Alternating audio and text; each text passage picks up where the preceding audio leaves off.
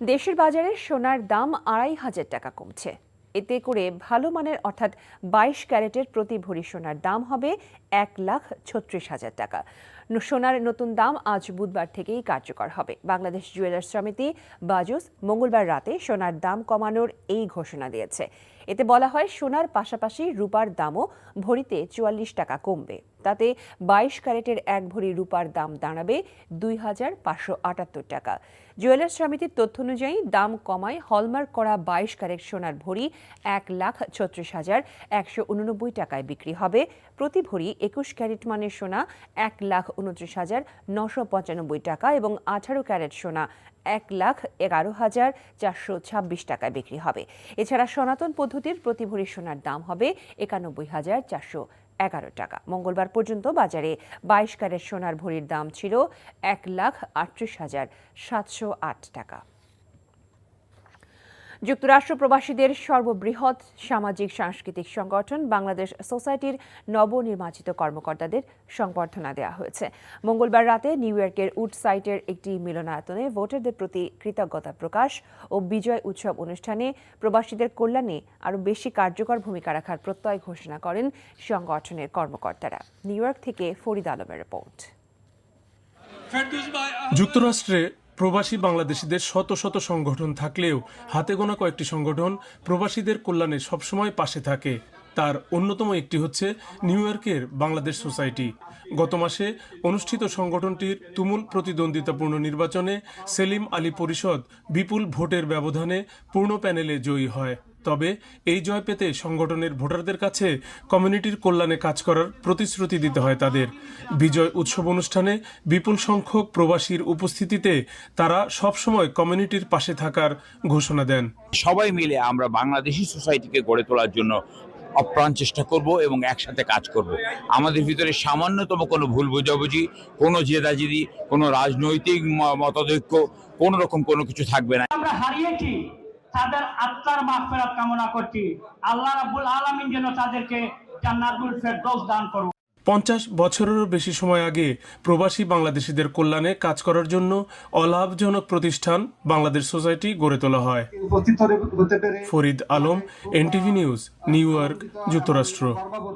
দেশের আইনশৃঙ্খলা রক্ষায় বাংলাদেশ সেনাবাহিনী এ পর্যন্ত ৬,০০০-এর অধিক অবৈধ অস্ত্র, ২ লাখের বেশি গোলা বারুদ এবং এসবের সাথে জড়িত থাকার অভিযোগে ২৫০০ মানুষকে গ্রেফতার করেছে।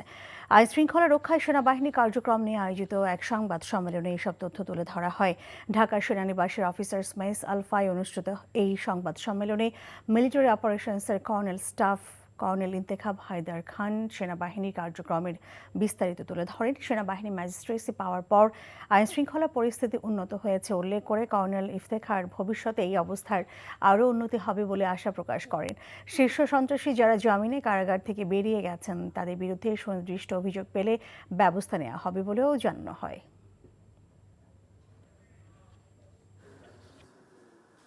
পুলিশের কাছে যে অপরাধের যে ডাটা থাকে, এটা নিয়ে আমরা একটা কম্পারেটিভ স্টাডিও করেছি এবং সেই স্টাডি অনুযায়ী বর্তমানে সেনাবাহিনী মোতায়েন হওয়ার পরে অথবা ম্যাজিস্ট্রেসি পাওয়ার ক্ষমতা পাওয়ার পরের যে স্ট্যাটিস্টিক্স, সেটাতে আগের তুলনায় অপরাধের সংখ্যা কমেছে, নথিভুক্ত রেকর্ডের সংখ্যা কমেছে। তার মানে পরিস্থিতির অবনতি হয়নি। হ্যাঁ, আমাদের হয়তো এক্সপেকটেশন অনুযায়ী উন্নতি হয়নি, এটা অনেকে বলতে পারেন, এবং সেইটা যাতে হয় এখানে আরও অনেকগুলো ফ্যাক্টর আছে। পুলিশ বাহিনী ধীরে ধীরে তাদের কার্যক্ষমতা ফেরত পাচ্ছেন। সো এইগুলো হলে ইনশাল্লাহ, এবং আমাদের সেনাবাহিনী এবং অন্যান্য গোয়েন্দা সংস্থা সকলকে সম্পৃক্ত করে আমাদের প্রচেষ্টা অব্যাহত আছে এবং আমরা আশা করছি ভবিষ্যতে সিচুয়েশন আরও ভালো হবে। জলবায়ু সম্মেলন COP29-এর উদ্বোধনী অনুষ্ঠানে যোগ দিয়েছেন অন্তর্বর্তীকালীন সরকারের প্রধান উপদেষ্টা ডক্টর মোহাম্মদ ইউনূস। আজ মূল সম্মেলনে ভাষণ দেবেন তিনি। মঙ্গলবার সফরের প্রথম দিনে বেশ কয়েকটি দেশের রাষ্ট্রপ্রধান ও সরকার প্রধান সহ বিশ্ব নেতাদের সাথে সাক্ষাৎ ও সাইটলাইট বৈঠক করেছেন প্রধান উপদেষ্টা। বাংলাদেশ ও নেদারল্যান্ডসের যৌথভাবে আয়োজিত গ্লোবাল কনভারসেশন অনুষ্ঠানে ডক্টর ইউনূস বলেছেন, ঋণ একটি মানবাধিকার, কারণ এটি মানুষের জীবিকার সাথে সম্পর্কিত।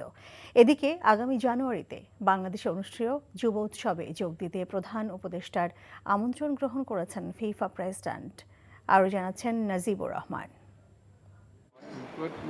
আজারবাইজানের রাজধানী বাকুতে জাতিসংঘ আয়োজিত জলবায়ু সম্মেলন COP29-এ যোগ দিতে মঙ্গলবার স্থানীয় সময় সকালে সম্মেলন স্থলে পৌঁছান প্রধান উপদেষ্টা ডক্টর মোহাম্মদ ইউনূস।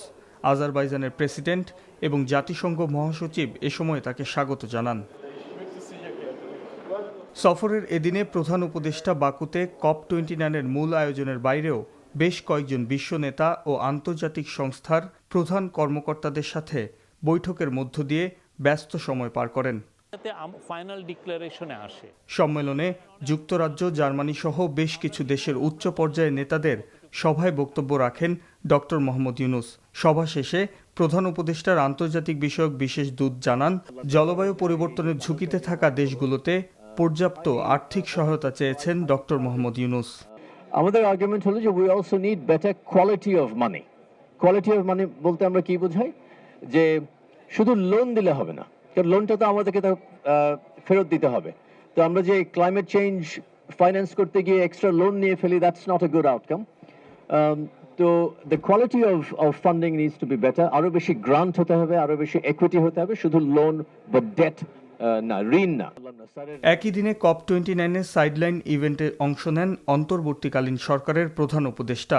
বলেন, ঋণ পাওয়ার অধিকার নিশ্চিত না করে জীবিকার অধিকার প্রতিষ্ঠা করা সম্ভব নয়। For every single human being, credit is a human right. Without introducing the right to credit as one of them, because if you don't have that right, your right to livelihood disappears, because you cannot establish right to livelihood without having credit in you. শান্তিতে নোবেলজয়ী doctor Mohammad ইউনূসের সঙ্গে সাক্ষাৎ হয়েছে তুরস্কের president Recep Tayyip Erdogan ও তুর্কির first লেডির। এ সময় president Erdogan তাকে তুরস্ক সফরের আমন্ত্রণ জানান এবং বাংলাদেশের সংস্কার প্রক্রিয়া ও একটি সমৃদ্ধ দেশ গড়ার যাত্রায় সম্ভাব্য সব ধরনের সহায়তার আশ্বাস দেন। প্রধান উপদেষ্টা বৈঠক করেছেন ফিফা প্রেসিডেন্ট জিয়ান্নি ইনফান্তিনোর সাথেও।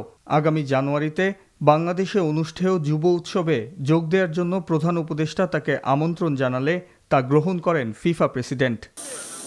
বুধবার দুপুরে COP29-এ বক্তব্য রাখার কথা রয়েছে প্রধান উপদেষ্টা ডক্টর মোহাম্মদ ইউনূসের। Nazibur Rahman, NTV international desk. খেলার খবর ফুটবল। এশিয়ান কাপের বাছাইয়ের তৃতীয় রাউন্ডে সুবিধাজনক স্থানে থাকতে মালদ্বীপের বিপক্ষে দুটি প্রীতি ম্যাচেই জয় চান বাংলাদেশের অধিনায়ক তপু বর্মন। অন্যদিকে প্রায় এক বছর পর আন্তর্জাতিক ম্যাচ খেলার সুযোগ পাওয়া মালদ্বীপ কোচ জানিয়েছেন, ঢাকা থেকে খালি হাতে ফিরতে চায় না তার দল। কুশল ইয়াসের রিপোর্ট। প্রীতি ম্যাচ হলেও মালদ্বীপের বিপক্ষে কিংস এরিনায় হতে চলা লড়াইটা বেশ গুরুত্বপূর্ণ বাংলাদেশের জন্য। এশিয়ান কাপের বাছাইয়ের তৃতীয় রাউন্ডে সুবিধাজনক স্থানে থাকতে দুটি ম্যাচেই জয় দরকার হ্যাভিয়ের ক্যাব্রেরার তত্ত্বাবধানে থাকা দলটির। এই ম্যাচে খেলার আগে প্রিমিয়ার লিগের দল ফর্টিজ এফসির সঙ্গে দুটি প্রস্তুতি ম্যাচে খেলেছে তপু বর্মনরা। প্রস্তুতি নিয়ে বেশ সন্তুষ্ট অধিনায়কের দায়িত্ব পাওয়া এই ডিফেন্ডার। আমরা আমাদের প্লেয়ারদের কি করণীয় এবং কি কাজটা সেটা আমাদের কালকে মাঠে প্রমাণ করতে হবে, কারণ আমরা যেই ট্যাকটিস এবং টেকনিক নিয়ে কাজ করেছি এই ম্যাচের জন্য, তো আমাদের এটা কালকে অ্যাপ্লাই করতে হবে। ক্যাব্রেরার অধীনে শেষ 5 ম্যাচে মাত্র একটিতে জয় পেয়েছে বাংলাদেশ। গুঞ্জন রয়েছে এই দুটি ম্যাচের পরই ছাঁটাই হতে পারেন এই স্প্যানিশ কোচ, যদিও এসব নিয়ে ভাবছেন না তিনি। আপাতত সামনের 2 ম্যাচ নিয়ে ভাবছি। আমাদের দলে অভিজ্ঞ তরুণ খেলোয়াড়দের দারুণ মিশেল রয়েছে। জয় তোলার পর কোচের দায়িত্ব নিয়ে ভাবব। প্রায় বছর খানেক পর আন্তর্জাতিক ম্যাচ খেলতে চলেছে মালদ্বীপ। দেশটির ক্লাব মাঝি স্পোর্টস অবশ্য খেলার মধ্যেই ছিল। সেই দলের 16 ফুটবলার খেলতে এসেছেন বাংলাদেশে। বাংলাদেশ ফুটবলে বেশ ভালোই উন্নতি করেছে, তবে আমাদের দলে দ্রুত আক্রমণ করতে পারে এমন কিছু ফুটবলার রয়েছে, তাদের নিয়ে বেশ আশাবাদী আমরা। 16 নভেম্বর এই মাঠেই সফরের দ্বিতীয় ম্যাচে বাংলাদেশের মুখোমুখি হবে মালদ্বীপ। কুশল ইয়াসির, NTV নিউজ, ঢাকা। শূন্য বর্জ্য এবং শূন্য কার্বনের উপর ভিত্তি করে একটি নতুন জীবনধারা তৈরির পরামর্শ দিয়েছেন অন্তর্বর্তীকালীন সরকারের প্রধান উপদেষ্টা ডক্টর মোহাম্মদ ইউনূস। বুধবার স্থানীয় সময় সকালে আজারবাইজানের বাকুতে অনুষ্ঠিত জলবায়ু সম্মেলন COP29-এর ওয়ার্ল্ড লিডার্স ক্লাইমেট অ্যাকশন সামিটের উদ্বোধনী অধিবেশনের ভাষণে তিনি কথা বলেন। ডক্টর ইউনূস বলেন, জলবায়ু পরিবর্তনে মানব সভ্যতা আজ হুমকির মুখে। বুদ্ধিবৃত্তিক, আর্থিক ও যুবশক্তিকে সংগঠিত করে নতুন সভ্যতার ভিত্তি স্থাপন করতে হবে। বেঁচে থাকার জন্য অন্য সংস্কৃতি তৈরি করতে হবে উল্লেখ করে ডক্টর ইউনূস তাঁর বক্তব্যে বলেন, শূন্য কার্বনের উপর ভিত্তি করে নতুন লাইফস্টাইল তৈরি করতে হবে, যেখানে জীবাশ্ম জ্বালানি থাকবে না।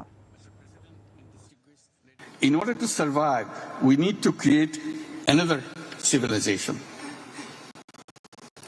another culture, a counterculture which is based on a different lifestyle.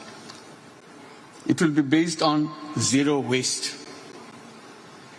It will limit consumption to essential needs, leaving no residual waste. This lifestyle will also be based on zero carbon. No fossil fuel, only renewables. This will be an economy based primarily on zero personal profit, all that is on social businesses. This business, social business, is defined as a non-dividend business addressed to solve social and environmental problems. Nepal ও ভুটানে উৎপাদিত জলবিদ্যুতের জন্য একটি দক্ষিণ Asia grid তৈরি করার আহ্বান জানিয়েছেন প্রধান উপদেষ্টা অধ্যাপক মোহাম্মদ ইউনূস। বুধবার বাকুতে জলবায়ু সম্মেলনের ফাঁকে সোশ্যাল বিজনেস গ্রুপের সঙ্গে এক বৈঠকে প্রধান উপদেষ্টা বলেন, বাংলাদেশ, ভারত, নেপাল এবং ভুটানের সঙ্গে সংযোগকারী বিদ্যুৎ গ্রিড না থাকায় হিমালয়ের দেশগুলোর বেশিরভাগ জলবিদ্যুৎ উৎপাদন সম্ভাবনা কাজে লাগানো যাচ্ছে না। নেপালের কর্মকর্তারা জানান, দেশটি 40,000 মেগাওয়াট জলবিদ্যুৎ উৎপাদনের সম্ভাবনা রয়েছে, যা ভারত ও বাংলাদেশের মতো বড় দেশগুলোকে জীবাশ্ম জ্বালানির উপর নির্ভরতা কমাতে সাহায্য করতে পারে। বাংলাদেশ, ভারত, নেপাল এবং ভুটানকে দক্ষিণ এশিয়া গ্রিড তৈরি করার কথা ভাবতে হবে উল্লেখ করে অধ্যাপক ইউনূস বলেন, বাংলাদেশ সহজেই নেপাল থেকে বিদ্যুৎ আনতে পারে, কারণ এটি বাংলাদেশ থেকে মাত্র 40 মাইল দূরে। নেপালের বিদ্যুৎ সহজলভ্য হবে বলে জানান ডক্টর ইউনূস। টাকা চুরির জন্য যদি আমার গলায় জুতার মালা পরাইতে হয়, তাহলে আমার শালীর সাথে প্রতারণা করার জন্য তোর ফাঁসি হবে। দুলা ভাই, আপনার তো ঘর জামাই বইলা একটা পরিচয় আছে, আমার তো তাও নাই।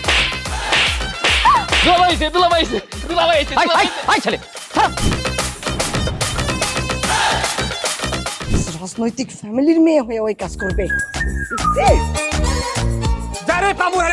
রক্তের নেশায় ধরতে, রক্তের নেশায়, কাঁচা রক্তের নেশায় ধরতে।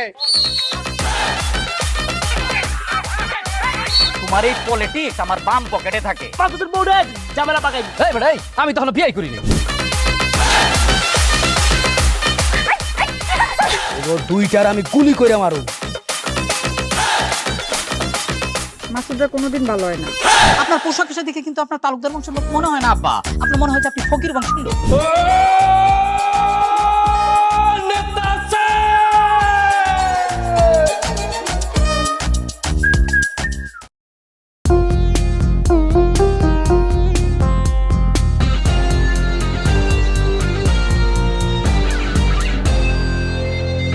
বাংলাদেশ সেনাবাহিনী কোর অফ সিগন্যালস বাৎসরিক অধিনায়ক সম্মেলনে এই কোরের প্রযুক্তিগত উন্নয়ন, গবেষণা ও পেশাগত দক্ষতা বৃদ্ধির উপর গুরুত্ব আরোপ করেছেন সেনাপ্রধান জেনারেল ওয়াকারুজ্জামান। কোর অফ সিগন্যালসের গৌরবোজ্জ্বল ঐতিহ্য এবং দেশমাতৃকা সেবায় এই কোরের অবদানের কথা উল্লেখ করে সেনাপ্রধান আরও বলেন, আধুনিক ও যুগোপযোগী প্রশিক্ষণের মাধ্যমে সক্ষমতা অর্জন করে একবিংশ শতাব্দীর কঠিন চ্যালেঞ্জ মোকাবেলায় সিগন্যালস কোরের সকল সদস্যকে প্রস্তুত থাকতে হবে। সকালে যশোর সেনানিবাসের সিগন্যালস ট্রেনিং সেন্টার অ্যান্ড স্কিউলে এই অধিনায়ক সম্মেলন অনুষ্ঠিত হয়। এ সম্মেলনে সেনা সদরের ঊর্ধ্বতন সামরিক কর্মকর্তা, বাংলাদেশ সেনাবাহিনীর সকল সিগন্যালস ব্রিগেডগুলোর কমান্ডার এবং সিগন্যালস ইউনিটগুলোর অধিনায়ক উপস্থিত ছিলেন। কোনো দলকে নিষিদ্ধ করা রাজনৈতিক দলের কাজ নয়, নির্বাচনের মাধ্যমে জনগণই নিষিদ্ধের সিদ্ধান্ত নেবে। বিএনপি মহাসচিব মির্জা ফখরুল ইসলাম আলমগীর এ মন্তব্য করেছেন। তিনি বলেন, ফ্যাসিবাদ আওয়ামী লীগকে রক্ষায় প্রতিবেশী ভারত বাংলাদেশের বিরুদ্ধে অপপ্রচার চালিয়ে যাচ্ছে। ঠাকুরগাঁওয়ে এক অনুষ্ঠানে তিনি এসব বলেন। হাসান মাহমুদের রিপোর্ট। ঠাকুরগাঁ জেলা বিএনপির কার্যালয়ের ভিত্তিপ্রস্তর স্থাপন শেষে দলের নেতাকর্মীদের সাথে বর্ধিত সভা করেন বিএনপি মহাসচিব মির্জা ফখরুল ইসলাম আলমগীর। এর আগে নিজের বাসভবনে সাংবাদিকদের সাথে আলাপে মির্জা ফখরুল বলেন, কাউকে নিষিদ্ধ করার কাজ জনগণের। The people will decide যে কে রাজনীতি করবে কে করবে না। অ্যান্ড থ্রু ইলেকশন, নির্বাচনে যারা আপনার জনগণের কাছে খারাপ হয়ে যাবে তারা আপনার বাতিল হয়ে যাবে, অথবা পার্লামেন্ট সিদ্ধান্ত নেবে। আমি মনে করি যে কোনো রাজনৈতিক দল নিষিদ্ধ করার বিষয়টা এটা কোনো রাজনৈতিক দলের নয়, এটা জনগণের দায়িত্ব। মির্জা ফখরুল বলেন, গণতন্ত্র ও অর্থনৈতিক সংকট কাটিয়ে উঠতে নির্বাচনের কোনো বিকল্প নেই। বলেন, পতিত স্বৈরাচারকে রক্ষায় চলছে চেষ্টা। ফ্যাসিবাদের যিনি প্রধান হোতা তিনি কিন্তু ভারতে অবস্থান করছেন এবং ভারত কিন্তু আমাদের বিরুদ্ধে একটা প্রচারণা চালিয়ে যাচ্ছে বাংলাদেশের বিরুদ্ধে। এটা বলতে আমার কোনো দ্বিধা নেই। দেশের রাজনৈতিক সংকট মোকাবেলা, অর্থনৈতিক সংকট মোকাবেলা সবকিছুর জন্য এখানে একটা নির্বাচিত সরকার, নির্বাচিত পার্লামেন্ট অত্যন্ত জরুরি। এদিকে বিপ্লবের 100 দিন শিরোনামে রাজধানীতে মিলেনিয়াম বিশ্ববিদ্যালয়ে আয়োজিত সেমিনারে বক্তারা সরকারের নানা সমালোচনা তুলে ধরেন। কেন এই সরকার তাদের হৃদয়ে কেন তারা অনুভব করলো, অথবা তাদের মনে এই ভয়টা কেন ঢুকলো যে তাদেরকে একটি ইন্ডেমনিটি অ্যাক্ট করে তাদের নিরাপত্তা বিধান করতে হবে। রাজনৈতিক দলগুলোর সাথে ঐক্যমত্য কিংবা কনসেনসাস, এটার ভিত্তিতে পলিটিক্যাল ট্রানজিশনটা করা উচিত। কারণ কনসেনসাসের বাইরে গেলেই একটা বিপর্যয়ের শঙ্কা আছে। যারাই স্টেক হোল্ডার আছি আমরা, তাদের খুবই বিচক্ষণতার সাথে, ধৈর্যের সাথে এই পরিস্থিতিটা মোকাবেলা করা দরকার, যাতে ট্রানজিশন টু ডেমোক্রেসি আমরা করতে পারি। এটা যদি না হয় তাহলে তো এটা গজবের মতো হয়ে যাবে। নয়াপল্টনের স্বেচ্ছাসেবক দলের দোয়া অনুষ্ঠানে রিজভী আহমেদ বলেন, 2009 থেকে 2024 সাল পর্যন্ত ভারতের সাথে করা চুক্তি সম্পর্কে দেশের মানুষ জানতে চায়। কত গোপন চুক্তি করে এসছেন একবার ভারত সম্পর্কে। Hasan Mahmud, NTV news, Dhaka. জলবায়ু পরিবর্তনে মানব সভ্যতা হুমকির মুখে উল্লেখ করে শূন্য বর্জ্য এবং শূন্য কার্বনের উপর ভিত্তি করে নতুন জীবনধারা তৈরির পরামর্শ দিয়েছেন অন্তর্বর্তীকালীন সরকারের প্রধান উপদেষ্টা ডক্টর মোহাম্মদ ইউনূস। বুদ্ধিবৃত্তিক যুবশক্তিকে সংগঠিত করে নতুন সভ্যতার ভিত্তি স্থাপনের আহ্বানও জানান তিনি।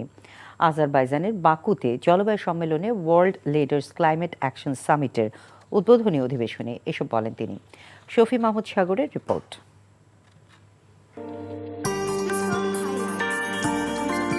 ক্রমেই উষ্ণ থেকে উষ্ণতর হওয়া পৃথিবীর জলবায়ু পরিবর্তন রোধে আজারবাইজানের রাজধানী বাকুতে অনুষ্ঠিত বিশ্ব নেতাদের সম্মেলন COP29 উদ্বোধনী অধিবেশনে ভাষণ রাখেন অন্তর্বর্তীকালীন সরকারের প্রধান উপদেষ্টা ডক্টর মোহাম্মদ ইউনূস। বলেন, শূন্য কার্বনের উপর ভিত্তি করে তৈরি করতে হবে জীবাশ্ম জ্বালানিবিহীন নতুন জীবনযাত্রা। জলবায়ু বিপর্যয়ের ক্ষতি কমাতে তার 3-0 দর্শন দারিদ্র্য, বেকারত্ব এবং কার্বন নিঃসরণবিহীন পৃথিবীর স্বপ্ন তুলে ধরেন বিশ্ব নেতাদের সামনে। Our civilization is at a grave risk. জলবায়ু সংকট তীব্রতর হচ্ছে এবং সে কারণে মানব সভ্যতা মারাত্মক ঝুঁকির মধ্যে রয়েছে। মানুষ আত্মবিধ্বংসী মূল্যবোধের প্রচার চালিয়ে যাচ্ছে। বেঁচে থাকার জন্য একটি ভিন্ন জীবনধারার উপর ভিত্তি করে আমাদের আরেকটি পাল্টা সংস্কৃতি গড়তে হবে। এই জীবনযাত্রা হবে শূন্য বর্জ্য ও শূন্য কার্বনের উপর ভিত্তি করে, যেখানে কোনো জীবাশ্ম জ্বালানি থাকবে না, শুধুমাত্র পুনর্নবায়নযোগ্য শক্তি থাকবে। The human inhabitants of this planet ব্যক্তিগত পর্যায়ে শূন্য মুনাফার উপর ভিত্তি করে সামাজিক ব্যবসার প্রস্তাবনা রাখেন নোবেলজয়ী এই অর্থনীতিবিদ। বলেন, এই ব্যবসার মডেল পরিবেশ ও মানবজাতির সুরক্ষায় কাজ করবে। এমন একটি অর্থনীতি হবে যা প্রাথমিকভাবে সামাজিক ব্যবসার মতো ব্যক্তিগত পর্যায়ে শূন্য মুনাফার উপর ভিত্তি করে তৈরি হবে।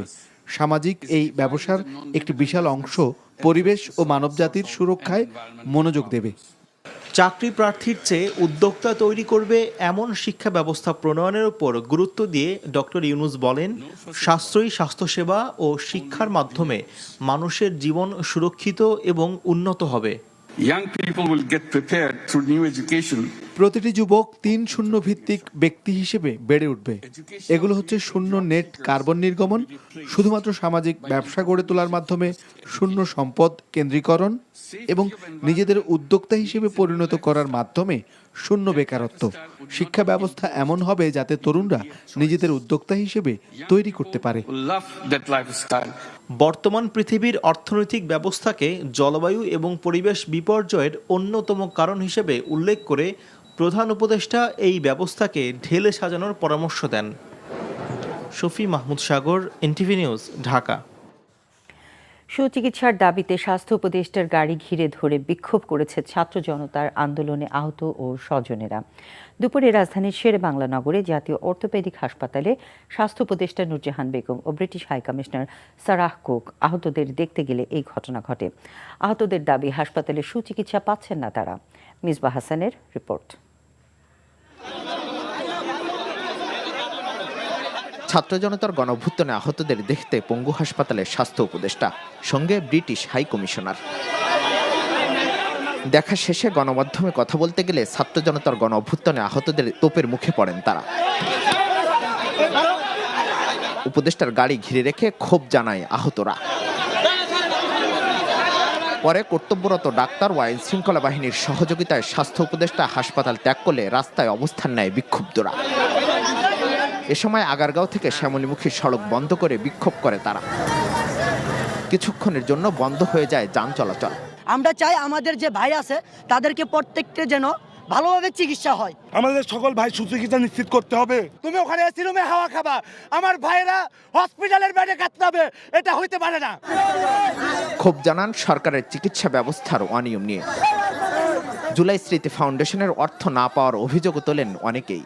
জুলাই ফাউন্ডেশনের থেকে টাকা দিচ্ছে, কেউ পাচ্ছে কেউ পাচ্ছে না। আমরা যারা পা হারাইছি তারা জুলাই ফাউন্ডেশনের টাকা পায়নি। জুলাই ফাউন্ডেশন আমাদের খোঁজখবর নিচ্ছে না। আমাদের চিকিৎসা পুনর্বাসন, এটাই আমাদের দাবি। ঠিক আছে, আমরা ঠিকমতো চিকিৎসা পাচ্ছি না। সবাই গুলিবিদ্ধ হয়েছি, বাট এখন পর্যন্ত আমাদের যে চিকিৎসা দরকার সেই চিকিৎসা এখনো করা হচ্ছে না। উপদেষ্টাদের আশ্বাস না পাওয়া পর্যন্ত ঘরে ফিরবেন না বলে জানান বিক্ষুব্ধরা। Misbah Hasan, NTV news, Dhaka. এই বিষয়ে বিস্তারিত আরো জানতে আমরা চলে যাচ্ছি রাজধানীর শেরেবাংলা নগরে, যেখানে আছেন আমাদের সহকর্মী আপেল শাহরিয়ার। আপেল, বিক্ষোভকারীরা কি এখনো সেখানে আছেন এবং তারা এই মুহূর্তে কি বলছেন?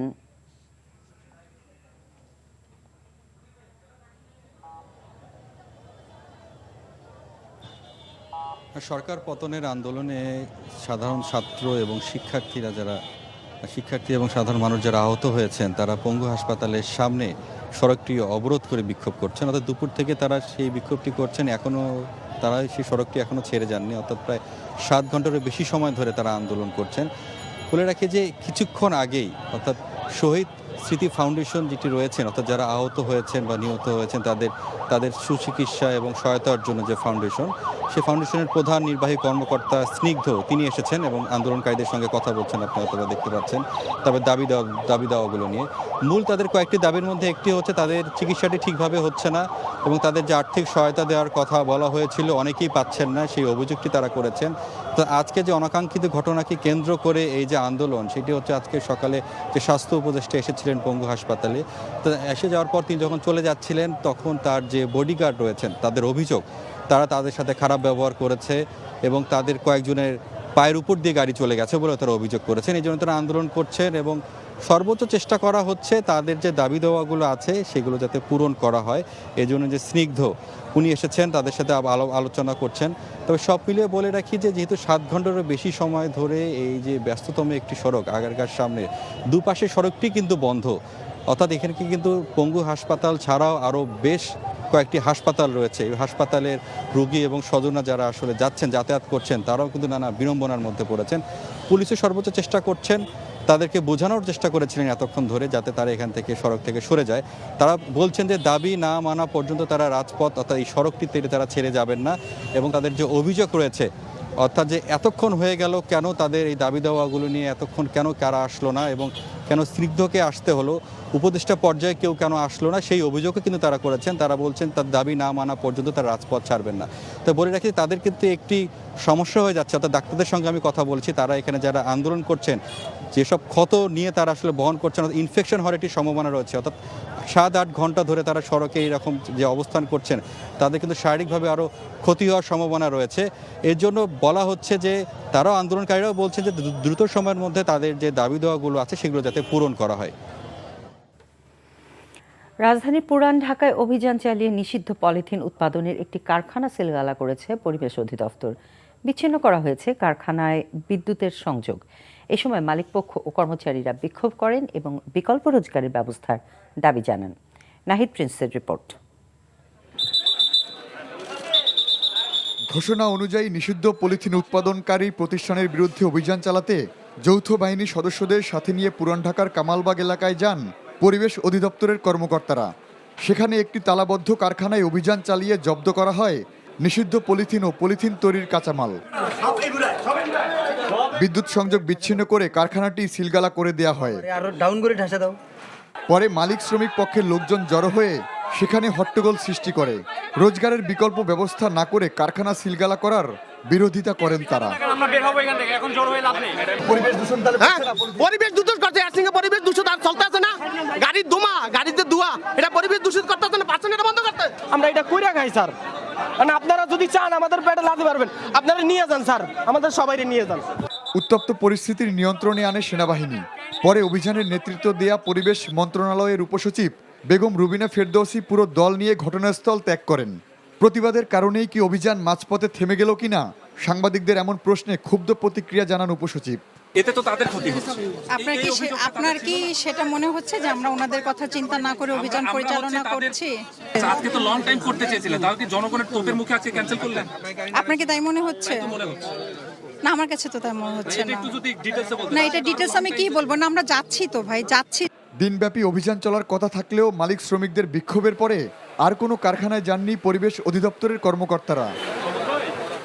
পদক্ষেপ নেওয়া সত্ত্বেও নিত্যপণ্যের দাম কমছে না জানিয়ে অর্থ উপদেষ্টা ডক্টর সালেউদ্দিন আহমেদ বলেছেন, বাজারে এত বিশৃঙ্খলা সৃষ্টি হয়েছে যার কারণে ট্যাক্স কমানোর পরও মানুষের স্বস্তি ফিরছে না।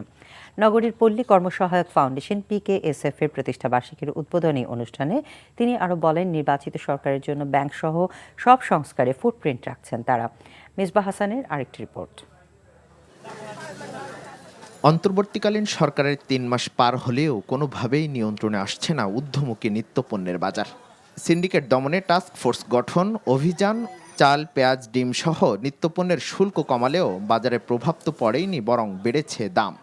সেই সাথে উচ্চ মূল্যস্ফীতির খেসারাত গুনছেন ভোক্তা সাধারণ।